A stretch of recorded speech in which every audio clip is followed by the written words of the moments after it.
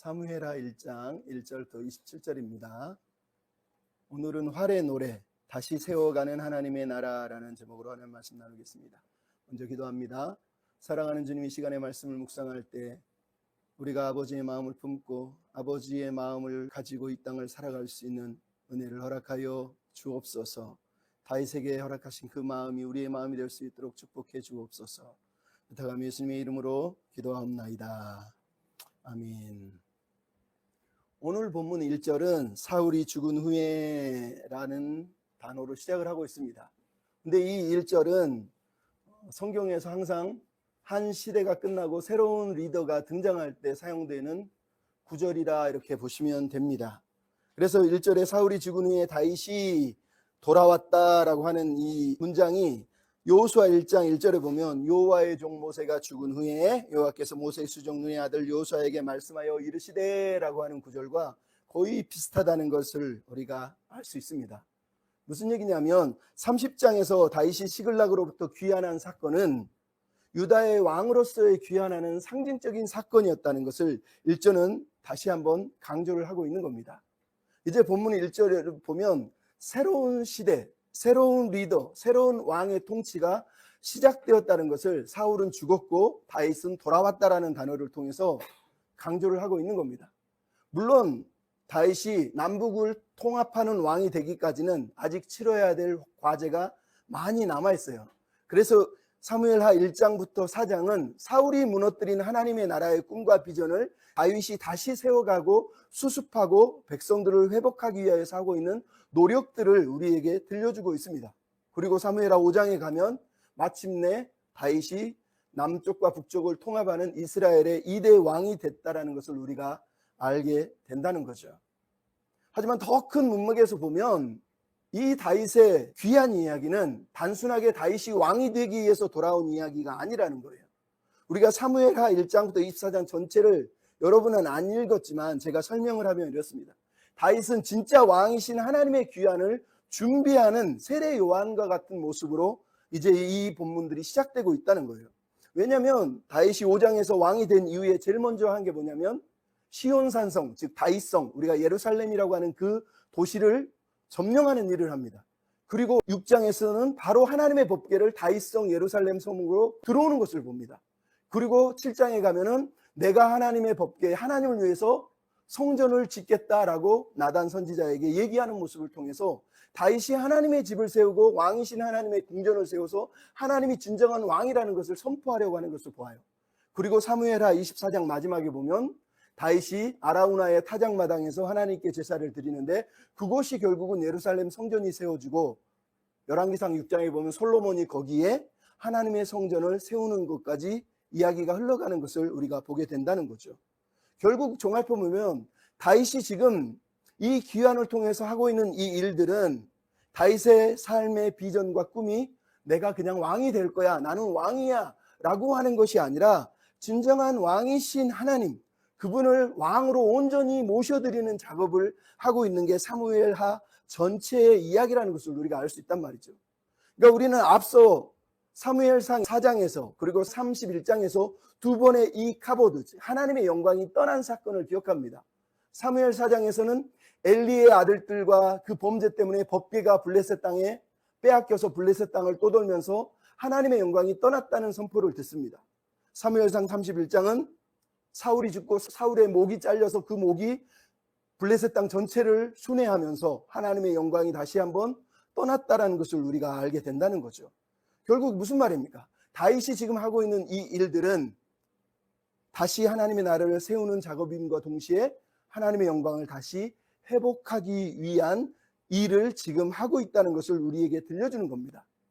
그러니까 사무엘상 전체를 볼 때 사무엘상은 하나님의 마음에 합한 사람을 찾고 훈련시키고 준비시켜서 그 하나님의 마음에 합한 사람이 왕으로 돌아오는 이야기를 우리에게 하고 있다면 사무엘하는 이제 그 하나님의 마음에 합한 사람 다윗이 하나님의 나라를 사울이 무너뜨린 그 나라를 다시 세우고 하나님의 영광을 회복하기 위한 일을 하고 있는 것이 사무엘하 이야기라는 것을 우리가 기억할 필요가 있단 말이죠.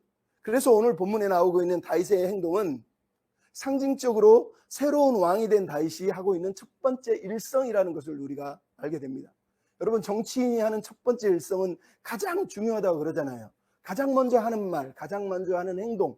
오늘 본문에 나오는 다윗은 상징적인 왕으로서 가장 먼저 첫 번째 일성, 첫 번째 결정, 첫 번째 걸음을 우리한테 보여주고 있는 거예요. 그것이 뭐냐? 다시 하나님의 나라를 세우기 위해서 하나님 나라의 정신, 기초, 본질이 무엇인지를 드러내는 이야기가 오늘 본문의 이야기라는 거예요.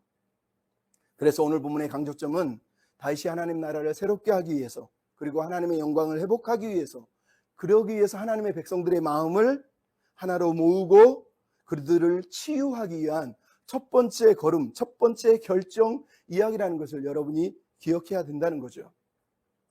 그러면 여러분, 하나님의 영광을 위해서, 그리고 하나님 나라를 다시 세우기 위해서 다윗이 하고 있는 이 행동들을 통해서 하나님 나라는 어떤 기초 위에 세워야 된다고 지금 다윗이 말하는 겁니까?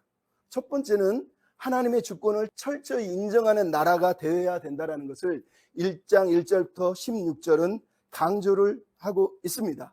오늘 본문 1절 2절을 보면 사울이 죽은 날과 다윗이 승리한 날이 똑같은 날이라는 것을 알 수 있어요. 왜냐하면 다윗이 승리하고 시글락에서 이틀을 머물고 3일째 되는 날에 이 병사가 다윗에게 왔다는 것을 알 수 있어요. 즉 3일 전에 다윗은 승리했고 3일 전에 사울은 죽었다는 거예요. 이 이야기를 통해서 다시 한번 얘기하지만 옛 시대 사울의 시대는 끝났고 새로운 시대가 시작되었다는 것을 우리한테 말하고 있지만, 더불어서 이것이 강조하는 것은 다윗은 사울의 죽음과 아무런 상관이 없었다는 거예요. 심지어 다윗은 사울의 가문의 멸망과도 아무 상관이 없었다는 것을 사무엘하 1장부터 4장은 다윗이 통합왕이 되기 전까지의 이야기를 통해서 우리한테 들려주는 겁니다. 즉 그렇게 다윗은 사울과 아무 상관이 없이 사울의 왕국을 무너뜨리려고 하는 어떤 무력도 행사하지 않은, 어떤 의도도 가지지 않은 상태에서 이 사건을 맞이했다라는 것을 우리한테 말하고 있는 것이죠. 근데 오늘 본문에 보면 2절에 한 군사가 다윗에게 다가옵니다. 찾아와서 엎드렸습니다. 그리고 나서 이스라엘의 패배와 사울과 요나단의 죽음을 보고하는 이야기가 등장은 하고 있습니다. 이 갑작스러운 패전 소식을 들으면서 오늘 본문에 다윗이 보여주는 반응은 무척 신중하고 또 그가 엄청난 분별력을 보이고 있다는 것을 알 수 있습니다. 다윗은 총 4번의 질문을 하고 이 아말렉 청년은 4번의 대답을 하는 것을 보게 됩니다. 근데 여러분, 이 대답을 들어보면 종합해보면 이렇습니다. 자기가 우연히 길보아산에 전쟁터에 갔는데 그 산 위에서 사울이 자기 창에 기대서 거의 죽어가고 있다는 거예요. 블레셋 병거와 기병이 쫓아오고 있는데 죽어가는 자기가 죽기가 두려워서 아말렉 사람인 자기에게 너 누구야? 어느 나라 사람이야? 뭐 이렇게 물어본 다음에 아말렉 사람이라고 그러니까 나를 좀 죽여줘 라고 했다는 거예요. 그래서 이 사람이 사울을 보고 못 살겠구나 그래서 자기가 사울을 죽였다는 거예요. 그리고 사울의 머리에 있는 왕관과 팔에 있는 고리를 빼서 지금 가져왔습니다 라고 이렇게 얘기를 하고 있는 겁니다. 여러분, 우리는 이 청년의 보고가 거짓이라는 것을 사무엘상 31장을 이미 읽었기 때문에 알고 있어요. 사무엘상 31장의 내용을 보면 뭡니까? 이스라엘과 블레셋이 이스라엘 평지에서 전투를 합니다. 거기는 병거와 기병이 움직입니다. 하지만 이스라엘이 패배하니까 길보아 산 언덕으로 올라갑니다. 도망가는 거죠. 그 산으로는 병거와 기병은 쫓아올 수가 없어요. 그래서 블레셋 군사들이 활을 쏩니다. 근데 도망가다가 뒤를 돌아보는 과정에서 그 블레셋 병사들이 쏘는 화살에 맞아서 결국은 그 자리에서 거의 죽을 위기에 닥치니까 자기 무기를 든 자, 즉 호위 군사에게 나를 좀 죽여줘 그랬더니 안 죽이니까 자기 칼에 자기가 엎드려져서 죽습니다. 그래서 무기 든 자도 따라서 죽게 돼요. 그리고 블레셋 사람들이 그 다음날 그 시체를 뒤지다가 사울을 보고 사울의 목을 자르고 갑옷을 가져가고 몸뚱이는 벳산 성변에 걸었다라고 얘기를 하는 거예요. 그러니까 31장과 오늘 본문을 비교해보면 이 청년은 완벽하게 지금 거짓말을 하고 있는 겁니다. 근데 이 거짓말을 우리는 알지만 다윗은 모른다는 거예요. 왜? 다윗은 그 현장에 없었고 그 사실을 오직 이 사람을 통해서만 듣고 있기 때문이라는 거죠. 그럼 여러분, 먼저 우리가 생각할 건 이겁니다. 왜 이 사람은 거짓말을 하는 걸까요? 아말렉 사람은 그가 보니까 2절에 보니까 치밀한 계획을 세웠다는 걸 알 수 있어요. 왜? 그는 폐잔병이 되었다는 모습을 드러내기 위해서 옷은 찢어져 있고 머리에는 흙이 가득 차 있다는 거예요. 마치 큰 재난을 당한 사람이 아무것도 먹지 못한 것처럼 3일을 뛰어서 지금 왔다는 것을 의도적으로 보여주고 있는 겁니다. 심지어 5절부터 10절 제가 방금 설명했지만 그 내용을 보면 완전히 거짓말이지만 다윗은 그것을 확인할 수가 없어요. 근데 그런 거짓말을 막 합니다. 우연히 길보아 아래에서 사울을 발견하고 죽여달라고 해서 결국은 이걸 가져왔습니다. 왕관을 가져오고 팔고리를 가져왔습니다. 이런 식으로 설명을 하고 있다는 거죠. 여러분, 왜 이 사람은 거짓말을 할까요? 이 아말렉 청년은 블레셋 사람들이 사울의 시체를 발견하기 전에 먼저 사울을 발견한 겁니다. 그리고 그 사울을 보고 나서 어떤 기회가 자기에게 왔다라고 느낀 거예요. 아, 이것을 통해서 내가 무언가를 얻을 수 있는 어떤 기회가 있는 것 같아. 그러면서 그 자리에서 사울의 왕관을 벗기고 팔고리를 빼서 도망쳐 나왔다라는 것을 우리가 알 수 있단 말이죠.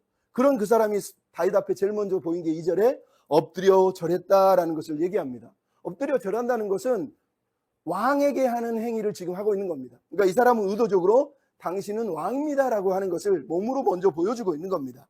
뿐만 아니라 10절에서 사울을 죽이고 왕관과 팔걸이를 가져왔습니다. 이것을 바칩니다. 무슨 말입니까? 이제 당신이 왕이시니 이 나라의 왕이 되셔야 합니다라고 다윗을 부추기고 있는 겁니다. 즉 아말렉 청년이 하고 있는 이 행동의 이유가 뭐라는 겁니까? 다윗에게 왕관과 팔고리를 바침으로 인해서 출세와 상급의 기회를 이 사람이 포착했고 그것을 얻으려고 했었다라는 것을 우리가 알 수 있단 말이죠. 그러니까 이 사람이 볼 때 다윗은 사울하고 똑같은 사람이다라고 생각한 거예요. 왜냐하면 이 사람은 이미 이 행동을 보면 다윗과 사울의 관계를 너무 잘 알고 있어요. 사울이 평생 다윗을 죽이려고 했다면 다윗 또한 사울을 너무너무 미워했을 것이다 라고 생각한 거예요.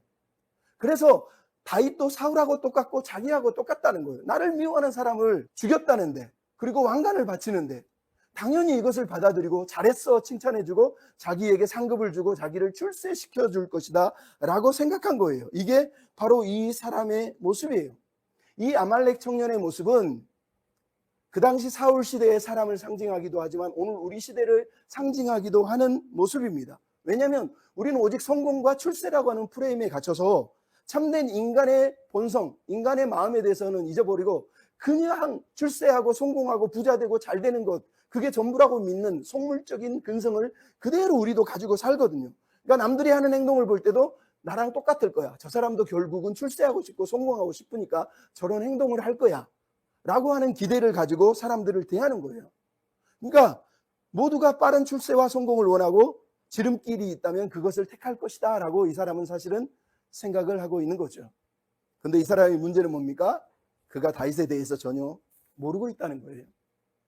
다윗이 사울과 전혀 다른 사람이라는 것. 즉 다윗이 움직이는 삶의 운동력은 사울과는 전혀 다른 기준으로 움직이는 사람이라는 것을 모르고 있다는 거예요. 여러분 다시 얘기하지만 우리는 이미 31장에서 사울의 죽음의 이야기를 다 들었어요. 근데 오늘 본문에서 다윗은 그 사실을 모르기 때문에 이 아말렉 사람의 말을 다 듣습니다. 그리고 그것을 사실로 받아들이고 믿고 있는 거예요. 저자는 왜 이 이야기를 우리한테 들려주는 걸까요? 다윗이 속았다는 것을 들려주려고? 아니죠. 다윗은 31장의 그 사건을 모르는 상태에서 이 사실을 듣고 있기 때문에 저자는 다윗이 사울의 죽음에 대해서 듣고 나서 어떻게 반응하고 있는지를 우리에게 들려주고 있는 겁니다. 다윗이 어떤 사람인지를 우리에게 보여주려고 하고 있는 겁니다. 인간적인 입장에서 여러분 다윗의 입장이라고 생각해 보십시오. 이스라엘이 패전했고 사울이 죽었고 왕관이 저절로 나에게 돌아왔습니다. 다윗은 쾌재를 부를 거예요. 평생 자기를 죽이려고 쫓아다니던 사람이 죽었잖아요. 이제 사슬이 끊어진 거예요. 그토록 고통스럽게 했던 그 고통의 사슬이 풀어진 거예요. 얼마나 기쁩니까? 심지어 왕관이 돌아왔어요. 야, 하나님이 나더러 왕 된다 하더니 나에게 드디어 약속이 성취돼서 왕이 됐구나. 당연히 와 만세! 쾌재를 부르지 않겠습니까? 이제 해방이구나. 나는 자유다. 내가 드디어 하나님의 뜻을 이룰 왕이 되었다. 이렇게 막 선포하고 막 소리 지르지 않겠습니까? 다윗의 부하들도 11절에 보면 다윗의 눈치를 보면서 다윗이 기뻐하면 기뻐할 준비를 사실은 하고 있다는 것을 우리가 알 수 있어요. 근데 오늘 본문은 놀랍죠. 사울의 죽음에 대한 다윗의 반응은 11절에 보니까 전혀 다른 반응이었어요. 그게 뭡니까? 애곡을 했다는 거예요. 다윗이 그 자리에서 옷을 찢고 애통하며 울고 금식을 하니까 다윗의 부하들도 모든 사람도 다윗을 따라서 똑같이 하고 있다는 거예요. 이 사람들은 다윗을 바라보고 다윗이 어떻게 행동할지를 보고 있었는데 다윗이 전혀 뜻밖의 반응으로 애곡을 하니까 이 사람들도 동시에 애곡을 하고 있는 것을 우리가 보게 되는 거예요. 옷을 찢어서 찢는 행위는 이스라엘에서는 죽은 사람에게 하는 애통의 표현이에요. 우리가 장례식 가서 하고 있는 그 표현을 이 사람이 지금 하고 있는 거죠. 그러니까 아말렉 청년이 기대했던 그 기대를 다윗은 그냥 순식간에 깨버린 거예요. 전혀 다른 반응을 우리한테 보여주고 있는 거예요. 여러분, 다윗이 왜 이렇게 하고 있죠? 이게 바로 오늘 본문의 다윗의 본심인 거예요. 다윗의 관심은 자기가 왕이 돼서 빨리 성공해서 빨리 출세하는 게 아니라 하나님의 나라, 하나님의 백성들을 향한 고민과 근심이 이 마음에 가득한 거예요. 여러분, 12절에 뭐라고 그랬어요? 사울과 그 아들 요나단과 여호와의 백성과 이스라엘 족속이 죽음으로 인해서 저녁 때까지 슬퍼하며 울며 금식했다라고 말하는 거예요. 이게 다윗의 마음이에요. 다윗에게는 또 다른 자기를 움직이는 어떤 기준선이 있었다라고 우리한테 말하고 있는 거죠. 그리고 나서 애곡을 저녁 때까지 합니다. 하루가 갈 때까지 하죠. 이스라엘은 저녁이 하루가 끝나니까. 그리고 저녁이 이제 시작되는 그 저녁에 아말렉 청년을 불러서 네 번째 신문을 합니다. 이 신문의 내용을 통해서 다윗이 하려는 의도가 뭘까요? 너 나한테 거짓말하고 있지? 지금 다윗이 이것을 캐내기 위해서 행동을 하고 있나요? 아니라는 거예요. 이것을 가만히 13절부터 16절을 읽어보면 다윗의 신문의 목적은 네가 한 행동이 하나님의 뜻에 합당했느냐라는 것을 파악하기 위해서 지금 질문을 하고 있었다는 거예요. 그러니까 이것이 다윗이 세우려는 나라의 정신이고 기본이고 본질이기 때문이에요. 여러분, 13절에 다윗이 뭐라고 하죠? 너 어느 나라 사람이냐? 그랬더니 나는 아말렉 외국인의 아들입니다. 이렇게 얘기합니다. 아말렉 외국인의 아들이라는 게 무슨 말일까요?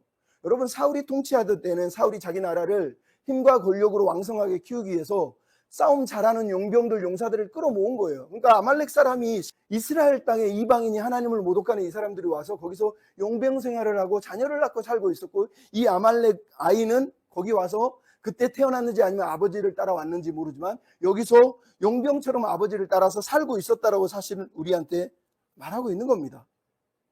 이게 무슨 말이에요? 사울에게 있는 관심은 승리고 성공이었지 하나님의 뜻이 아니었어요. 하나님의 법을 무시하잖아요. 심지어 아말렉 사람조차 진멸하라고 해도 진멸하지 않잖아요. 이게 사울이 무너뜨린 하나님의 기준, 하나님 나라의 기준이에요. 근데 다윗은 이 말을 듣자마자 네가 외국인이고 아말렉 사람인데 여호와의 기름 부음 받은 자를 죽이는 것을 왜 두려워하지 않았느냐라고 말하면서 이 아이를 처형하는 일을 하고 있다는 것을 오늘 우리가 확인하게 됩니다.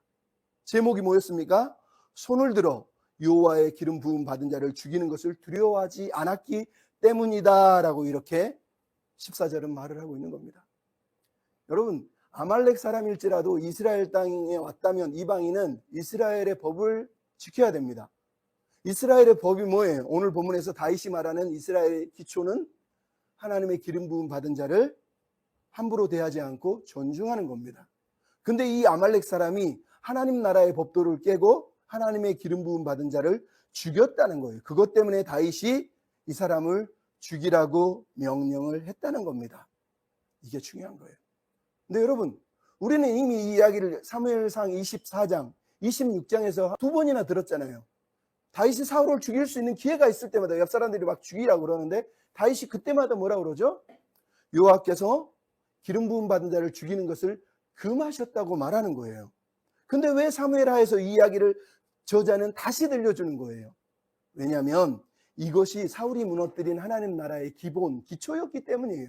다윗은 이 하나님 나라의 기초를 다시 세우고 있다는 것을 우리한테 사실은 들려주고 있는 겁니다. 근데 여러분, 여기서 한 가지 우리가 묵상하고 넘어가야 되는데, 여호와의 기름 부음 받은 자에 대한 다윗의 이해를 여러분이 기억하셔야 돼요. 여러분, 여호와의 기름 부음 받은 자를 죽이면 안 돼, 함부로 대하면 안 돼, 이 말을 듣고 보통 많은 목회자들이나 어떤 사람들이 얘기합니다.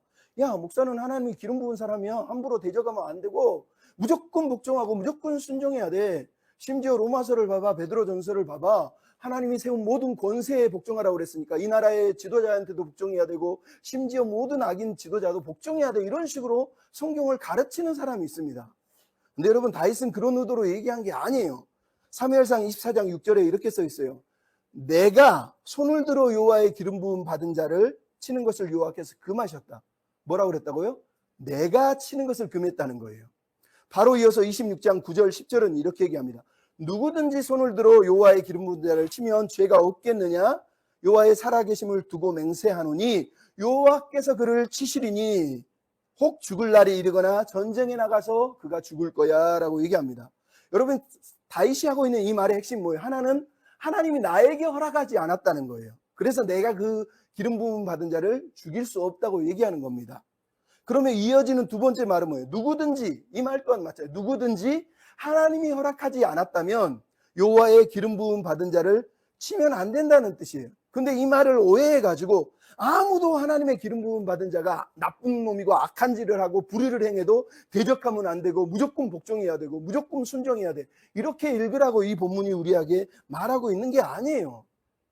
다윗은 하나님이 허락하셨느냐 안 했느냐라고는 하나님의 손에 대한 하나님의 주권에 대한 얘기를 하고 있는 것이지 그 사람의 권위 그 자체에 대해서 얘기를 하고 있는 게 아니에요. 다윗의 관심은 사울의 왕권이 아니라 하나님의 주권에 대해서 말하고 있는 거라는 거예요. 그것을 여러분 우리가 기억해야 돼요. 이것을 잊어버리니까 자꾸 성경을 왜곡해가지고 성도들을 막 옥죄가지고 나한테 복종해 순종해 이런 이단들이 나오는 거 아닙니까? 어쨌든 여러분 다윗의 입장을 생각해 보십시오. 사울은 매 순간 매일 자기를 죽이려고 했습니다. 근데 안 죽었습니다. 왜 안 죽었죠? 하나님이 다윗을 사울의 손에 넘기지 않은 거예요. 즉 사울이 죽일 수 없었던 것은 하나님이 허락하지 않았기 때문에 사울이 다윗을 못 죽인 겁니다. 반대로 다윗이 사울을 죽이지 않은 이유도 뭐예요? 하나님이 자기에게 허락하지 않으셨기 때문에 사울을 죽이지 않은 거예요. 그래서 심지어 다윗은 어떻게 했습니까? 사울과 싸우지 않아요. 심지어 자기 동족과도 전쟁하지 않아요. 다윗이 도망가는 10여 년 동안 한 번도 사울의 군대와 전쟁했다고 성경이 기록하지 않아요. 단지 싸움이 일어날 때마다 피하고 도망가고 피하고 도망가요. 심지어 그 마지막 도망간 게 블레셋 땅까지 도망갔다는 거예요. 이게 무슨 말입니까? 모든 권위에 복종하고 순종하고 받아들이고 순응하라고 얘기합니까? 그게 아니에요. 하나님의 뜻대로 살지 않으면 내가 그 뜻에 순종하고 복종할 이유는 없지만 그래서 피하는 거예요. 하지만 내가 하나님이 허락하시지도 않았는데 내가 칼을 들고 달려가서 죽이는 일을 하지 말라고 성경이 말하는 겁니다. 그러니까 이야기의 본질들은 다 똑같아요. 핵심은 사울의 왕권의 권위가 아니라 하나님의 주권에 대해서 인정을 하느냐 안 하느냐는 거예요. 그러니까 오늘 본문이 말하는 거예요. 사울의 실패가 뭐예요? 사울 자신의 실패가 아닌 하나님의 나라를 무너뜨리고 하나님 나라의 기초를 무너뜨린 그 실패가 사울의 실패라는 거예요. 그리고 다윗은 지금 예전부터 붙들고 있던 이 기준, 하나님 나라의 기초, 기준을 다시 한번 들고 나온 거예요. 하나님 나라는 하나님이 왕이시고 하나님이 통치하시고 하나님이 결정하시고 하나님이 다스리신다라고 하는 것 위에 서야 된다라고 오늘 본문에서 다윗은 사실은 선포를 하고 있는 거예요. 그러니까 다윗이 두려워한 대상은 기름 부음 받은 사울이 아니라 그 사람을 기름 부으신 하나님이었다고 말하는 거예요. 다시 얘기하지만 진정한 왕이신 하나님은 살아계시고 모든 것을 주관하시고 통치하고 다스린다라고 하는 것을 다윗은 이 자리에서 확고하게 다시 한번 세우고 있는 겁니다. 이게 우리가 지난주에도 한번 얘기했던 한나의 노래 사무엘상 2장 6절부터 10절 내용이 뭐예요? 요한은 죽이기도 하시고 살리기도 하시고 요한은 수월에 내리기도 하시고 올리기도 하시고 요한은 가난하기도 하시고 부하기도 하시고 요한은 낮추기도 하고 높이기도 하고 심지어 2장 10절에 이렇게 써 있어요. 여호와를 대적하는 자는 산산이 깨어질 것이라. 여호와께서 땅끝까지 심판을 내리시고 자기 왕에게 힘을 주시고 자기 기름 부음 받은 자의 뿔을 높이시리로다 라고 얘기하는 거예요. 그러니까 기름 부음 받은 자조차 누구에게 손에 있다는 거예요? 하나님의 손에, 하나님의 주권에 있다고 사무엘상은 얘기하고 사무엘하 오늘 1장은 다윗이 그것을 선포하고 있는 겁니다. 두 번째로 여러분, 하나님 나라를 다시 세우기 위해서 그 기초, 하나님의 영광을 회복하기 위한 그 정신이 무엇입니까? 두 번째는 애통하는 마음을 가진 백성들의 나라가 되어야 된다는 거예요.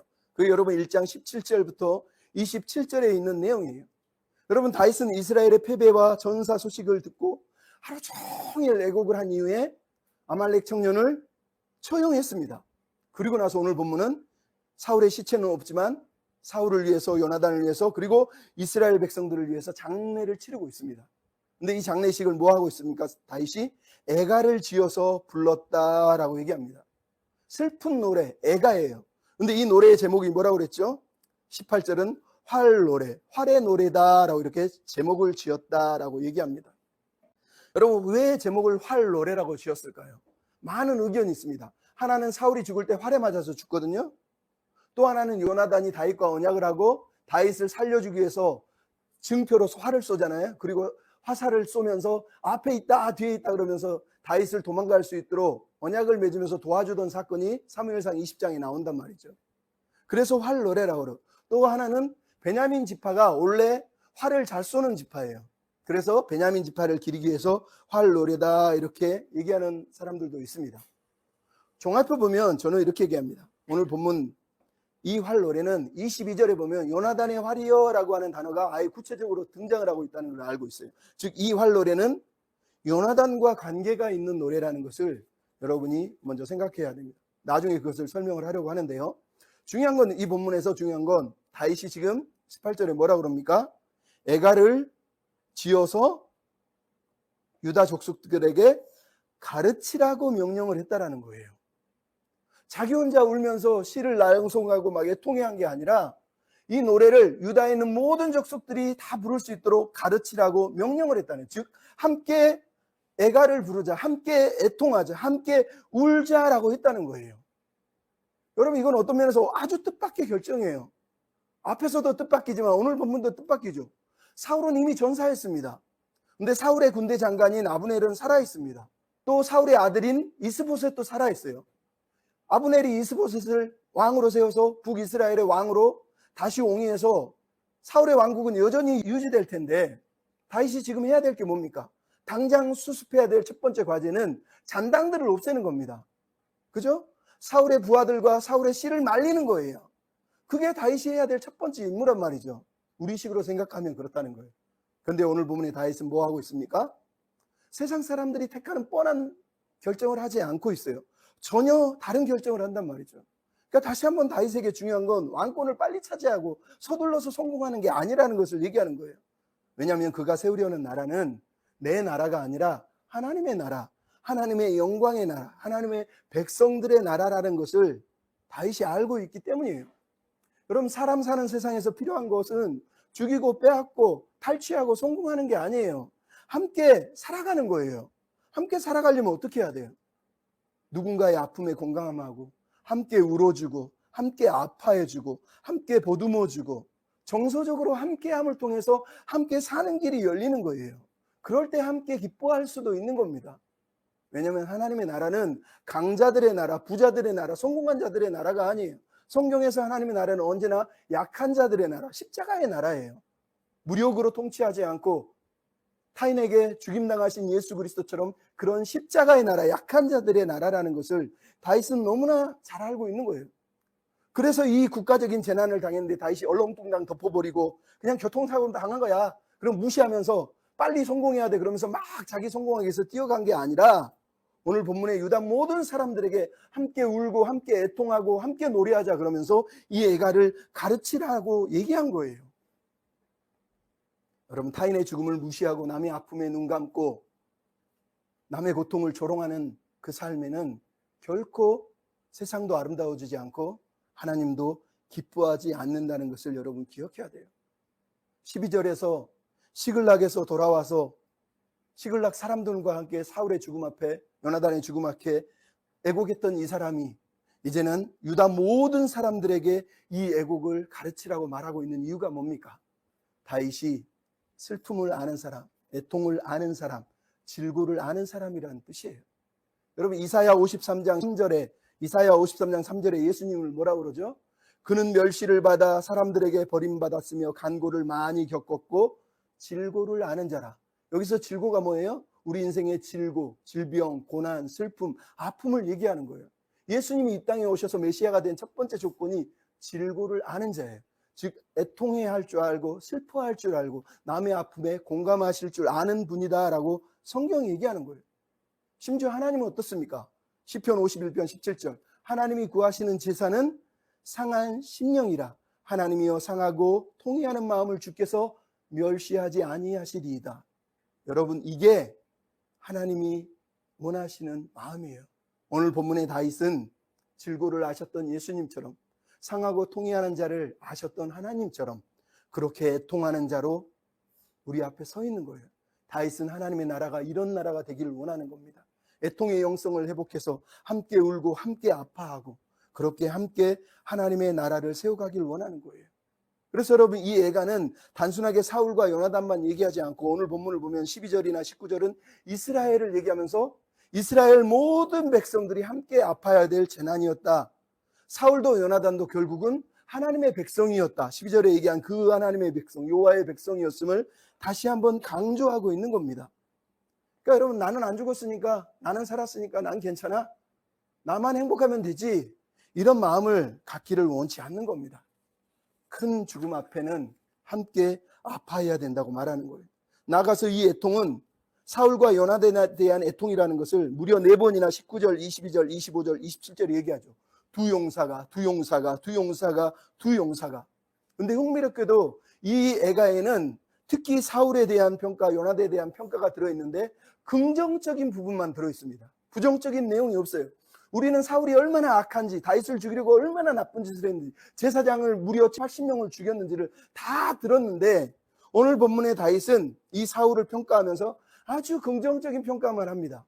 심지어 이 애가에는 하나님에 대한 언급조차 없습니다. 여러분, 이게 무슨 뜻일까요? 다윗은 지금 이스라엘에게, 그리고 우리에게 인생의 의미, 하나님이 주신 삶의 의미를, 진실을 직면하게 하고 있는 겁니다. 여러분, 하나님 우리에게 주신 인생은 하나님을 위해서 충만하게 살 수 있는 가능성의 자리라는 것을 말하고 있는 거예요. 그러니까 누군가의 죽음은, 누군가의 삶은 가능성의 연속이고 후회와 돌이킴의 기회의 자리인데 그것들이 끝나버린 자리가 바로 죽음의 자리라는 것을 말하는 겁니다. 여러분, 오늘 본문 22절에 보면 두 용사에 대해서 얘기하면서 뭐라고 그러죠? 두 사람을 죽은 자의 피와 용사의 기름이라고 22절은 시작합니다. 이게 무슨 말이에요? 제사, 하나님께 드린 제사와 같다라고 얘기하는 거예요. 즉, 이 두 사람은 죽었지만 다윗은 사울과 요나단의 죽음을 마지막 수고에 대한 예우를 하고 있는 겁니다. 심지어 23절은 독수리 같고 사자처럼 빠르고 용맹했다고 말하고 있는 겁니다. 나아가 23절에 뭐라고 하죠? 그들의 생전이 사랑스럽고 아름다웠다라고까지 표현을 하고 있는 겁니다. 여러분, 왜 그럴까요? 이게 바로 다윗이 이스라엘 백성들에게 가르치려고 하는 애통의 내용입니다. 우리는 이 말을 오해해가지고, 야, 우리도 누가 나쁜 놈이 죽어도 절대로 비난하면 안 되고 긍정적인 얘기만 하고 칭찬만 해야 돼, 성경이 그걸 가르치잖아. 여러분, 이렇게 이 본문을 읽으면 절대 안 됩니다. 성경은 그런 의도로 이 말을 하고 있는 게 아니에요. 다윗은 지금 사울과 요나단의 삶을 통해서 하나님이 품으셨던 그 가능성들에 대해서 얘기하고 있는 거예요. 그 아름다웠던 삶의 한때 하나님의 뜻에 합당하게 살며 이스라엘을 풍요롭게 했던 그 가능성이 충만했던 한때에 대해서 다윗은 지금 회고하고 있는 거예요. 사울은 그 가능성에 충만한 그때를 지속적으로 유지하며 살 수도 있었다는 거예요. 하지만 이 죽음은 그 가능성의 죽음이라는 거예요. 그렇게 그 가능성이 사라지고 끝났다는 거예요. 그래서 다윗은 슬퍼하며 이 노래를, 이 애가를 지어서 부르게 하고 있는 거예요. 즉, 우리에게 가능성이 남아있을 때, 후회와 돌이킴의 시간이 남아있을 때 삶을 헛되이 보내지 말고 우리가 애통과 죽음의 상황을 직면할 때마다 우리 삶의 가능성들을 돌아보고 시간을 헛되이 보내지 말고 의미 있게 충만하게 이 삶을 살아내야 되지 않겠느냐라고 말하는 겁니다. 여러분, 이게 다윗이 말하고 있는 애가를 가르치는 이유예요. 여러분, 우리 시대를 보십시오. 우리 시대에 애통이 너무 필요하지 않습니까? 성경에서 애통은 하나님의 백성의 필수 요소예요. 마태복음 뭐라 그러죠? 애통하는 자는 복이 있나니에요. 로마서 12장은 뭐라 그러죠? 우는 자들과 함께 울라고 얘기합니다.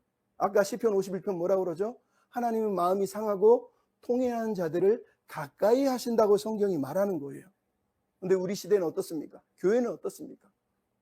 눈물 흘리고 우는 사람들은, 야, 여기서 울지 마, 저쪽 가서 울어. 야, 교회 와서 기뻐야지. 장례식 가면, 야, 죽었는데 왜 울어? 하나님 나라 갔는데 울지 마. 여러분, 이게 우리가 가지고 있는 너무너무 가벼운 마음이에요. 애통은 우리 인생에서 가장 중요한 자리를 차지하는 거예요. 애통과 죽음은 우리가 우리를 직면하는 자리이기 때문에 성경에서 애통을 가르치라고까지 다윗이 말하는 이유가 바로 이거란 말이에요. 근데 우리는 애통을 상실해 버렸어요. 애통하고 울면 저 사람은 믿음이 없고 힘이 없고 능력이 없어서 그래. 야, 네가 능력 있고 믿음이 좋고 하나님께 능력 받았으면 성공해서 울 일이 없어. 하나님 믿으면 행복해. 그 가짜 신앙, 거짓말이에요. 성경의 신앙은 애통하는 마음을 가지는 거예요. 애통하는 사람들의 나라가 하나님의 나라예요. 그럼 이해하세요? 유진 피터슨이라고 목사님이 이 본문을 읽으면서 이렇게 얘기했습니다.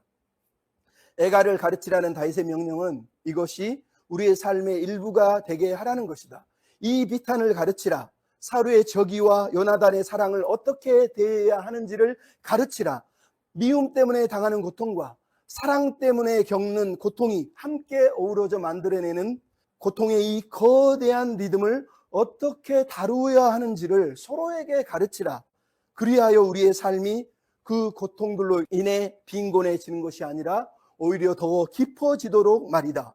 이 고통들 속에서 하나님을 발견하고 서로의 아름다움들을 발견할 줄 알도록 말이다.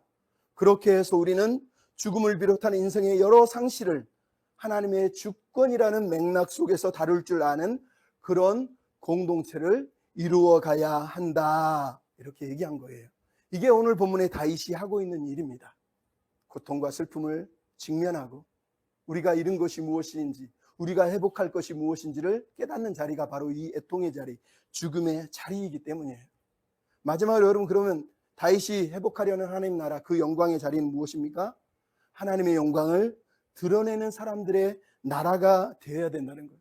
여러분, 오늘 본문의 애가의 전체 내용은 결국은 하나님이 주신 영광을 잃은 것에 대한 애통이에요. 여러분 19절에 보면 특이한 단어를 다윗이 쓰는데 이스라엘아 내 영광이 산 위에서 죽었다고 얘기합니다. 근데 여기서 영광이라고 하는 단어는 쯔비라고 그럽니다. 하나님의 영광을 얘기할 때 영광은 카보드라고 얘기합니다. 근데 오늘 본문의 이 영광은 쯔비예요. 쯔비가 뭐냐면 영광, 광채, 빛남, 아름다움을 말하는 겁니다. 그러니까 우리 삶에서 우리가 드러내는 영광, 빛, 아름다움들을 얘기하는 거예요. 근데 왜 다윗은 이 단어를 쓰죠? 여러분, 이 말이 무슨 뜻이냐면 하나님은 발광체세요.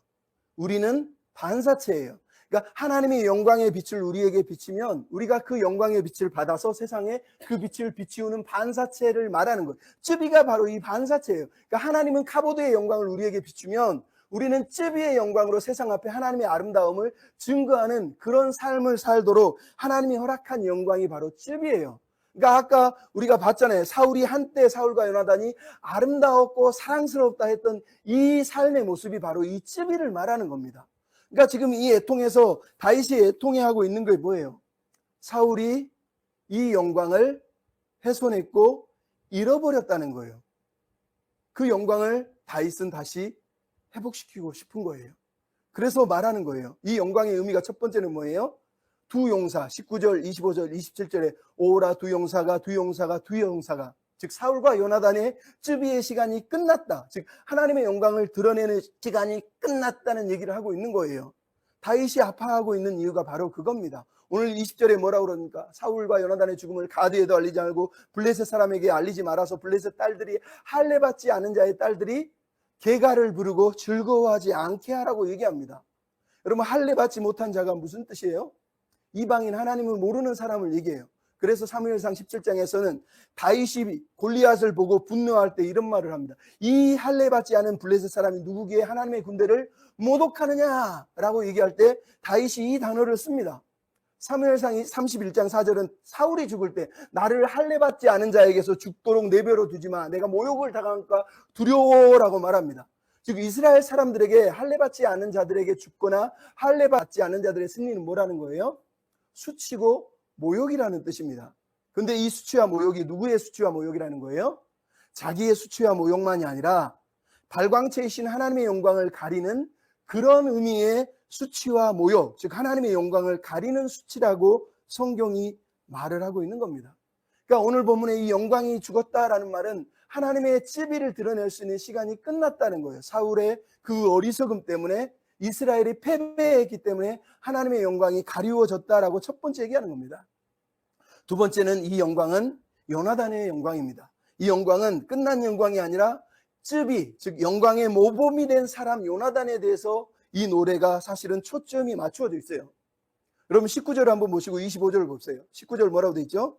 자세히 보시면 이스라엘아 네 영광이 산 위에 죽임을 당하였도다. 오라 두 용사가 엎드러졌도다. 근데 25절 이것이 순서가 뒤바뀌어서 써 있죠. 오라 두 용사가 전쟁에서 엎드러졌도다. 요나단이 산 위에서 죽임을 당하였도다. 여러분 앞에서는 영광이 산에서 죽임을 당했대요. 근데 25절은 누가 산에서 죽임을 당했다고요? 요나단이 산에서 죽임을 당했다라고 얘기하는 거예요. 즉 19절과 25절은 다윗이 의도적으로 이 시의 목적이 요나단에게 있다라는 것을 말하고 있는 겁니다. 여러분 아까도 얘기했지만 이 노래가 활의 노래인 이유가 바로 거기 있어요. 요나단은 사무엘상 20장에서 다윗과 언약을 맺으면서 활을 쏘면서 언약을 맺습니다. 이 활이라고 하는 단어가 카셋이에요. 이 단어가 어디 나오냐면 노아의 홍수 때 하나님이 인류를 진멸하기 위해서 홍수를 보내지만 다시 한번 그 마음을 돌이키고 내가 다시는 인류를 멸하지 않을 거야 하고 하늘에 무지개를 걸어놓습니다. 그 무지개가 캐세트예요. 그러니까 히브리어 캐세트는 활도 되고 무지개도 되는 두 가지 뜻을 담고 있는 단어예요. 그러니까 창세기에서 하나님이 걸어놓은 활은 무지개예요. 즉 전쟁을 그치기 위해서 걸어놓은 반대로 걸어놓은 활을 말할 때 그 단어가 캐세트란 말이에요. 그러니까 오늘 본문에 지금 다윗이 이 활 노래를 부르는 이유는 뭡니까? 자기를 평생 미워했던 사울을 향한 용서의 노래이기도 하지만 가장 중요한 것은 요나단이라고 하는 사람, 그 사람이 얼마나 언약적으로 하나님의 언약처럼 무지개 언약처럼 충실하게 살았는지 그 언약에 충만한 삶, 쯔비의 영광을 드러냈는지를 드러내기 위해서 이 노래를 부르고 있었다고 말하는 겁니다. 그래서 여러분 23절에 요나단이 생전에 아름답고 사랑스럽다 얘기했고 26절에도 뭐라고 그러죠? 요나단이 심히 아름답고 사랑이 기이하고 여인보다 사랑이 더했다라고 말하는 거예요. 그러니까 요나단의 모습을 보십시오. 생전에는 자기 아버지 옆에서 자기를 두 번이나 죽이려고 했던 아버지 곁을 끝까지 지키면서 아버지와의 관계의 언약을 지켜낸 사람이에요. 뿐만 아니라 26절 내용이 뭡니까? 요나단은 하나님 앞에서 다윗과의 언약을 위해서 자기를 포기하고 자기의 왕자의 자리를 포기한 기이하고 놀라운 사람, 심지어 광야에 도망갈 때도 자기를 찾아와서 위로해주고 격려해주고 네가 왕이 될 거야 하고 했던 그 놀라운 헌신적 사랑을 보여주고 간 사람이 요나단이었다라고 지금 말하고 있는 겁니다. 그래서 지금 다윗이 이 노래를 가르치는 거예요. 우리는 사울의 쯔비가 끝났음에 통해야 할 뿐만 아니라 요나단처럼 그 쯔비의 영광을 아름답게 사는 동안 드러냈던 그 삶을 기억하고 우리도 그러한 삶을 살아야 된다라고 얘기하는 거예요. 요나단의 삶은 사그라졌지만 요나단이 보여준 언약에 충성스러웠던 하나님의 영광을 드러냈던 반사체로서의 영광, 그 쯔비는 여전히 우리 앞에 있다라고 우리한테 말하고 있는 겁니다. 마지막으로 결론은 이거죠.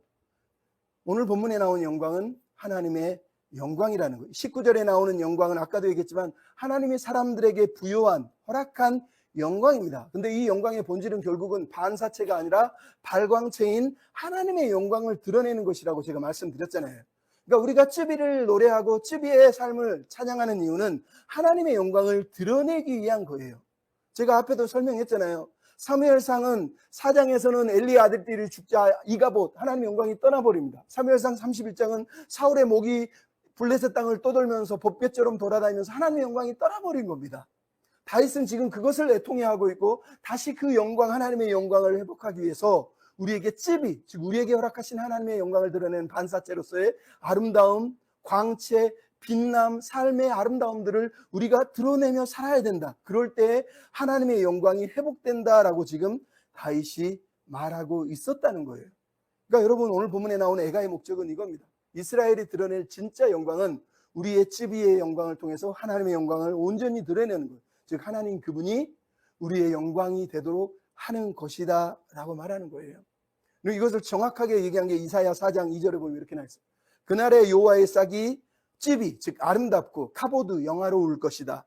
그 땅의 소사는 이스라엘의 피난처를 위하여 영화롭고 아름다울 것이다. 쯔비 카보드를 동시에 쓰고 있습니다.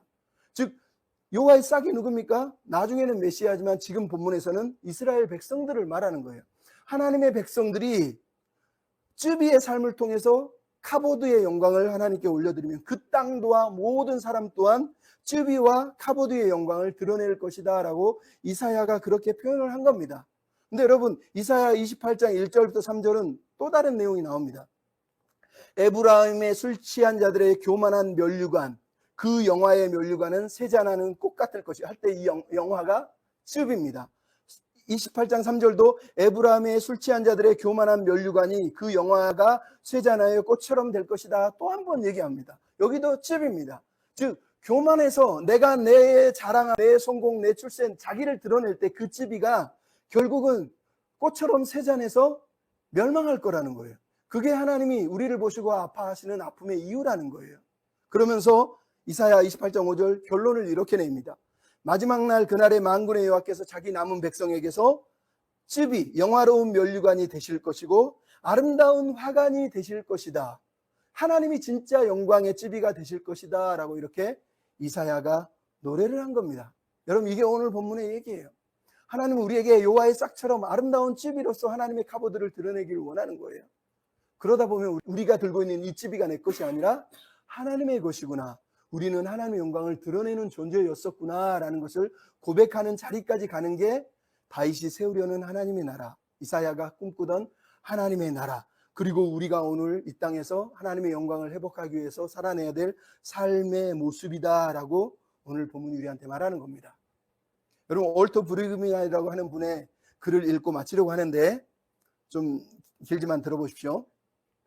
나는 다윗의 이 시가 우리들의 공동체적인 슬픔을 나타내는데 매우 유용하다고 본다.